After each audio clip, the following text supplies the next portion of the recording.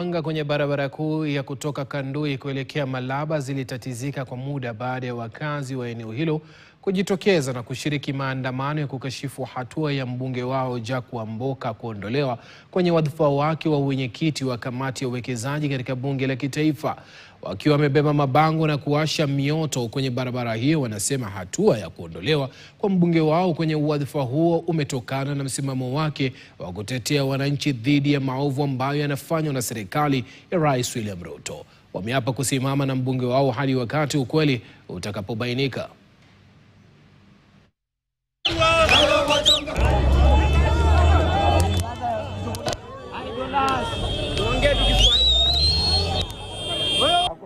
Jana mheshimiwa mbunge Wamboka amesimamishwa kazi yake ya kuwa chairman wa PIC, na sisi kama wakaazi wa Kimaeti ama Wabumula kwa jumla tunalalamikia juu ya mtu wetu. Mheshimiwa mbunge huwa anatusaidia na huwa anajali mwananchi wa chini. Tunashitumu hilo tendo ambalo limefanywa jana kwa bunge, na tunaomba mheshimiwa Wetangula awachane na Wamboka wetu. Bunge wetu ameondolewa bila kujua sababu.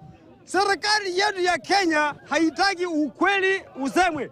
Mbunge yeyote ama mmoja yeyote anayeongea ukweli anafutwa kazi ama anafukuzwa bungeni. Katika dunia hii ukinunua ng'ombe uiweke kwa laini ilime ianze kuhara, inapelekwanga kwa kaburi.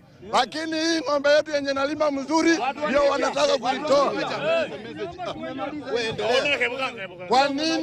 Kwa nini ng'ombe yenye ilikuwa ikilima kwenye laini ilihara kwa laini tukaipeleka kwa kaburi? Sasa saa hii wanasema wanataka kutuletea ile yenye ilichinjiwa kwa kaburi. Wamboka tutam. Shughuli za ufukuzi wa ajuza mwenye umri wa miaka 87 zinaendelea katika kijiji cha Gitutha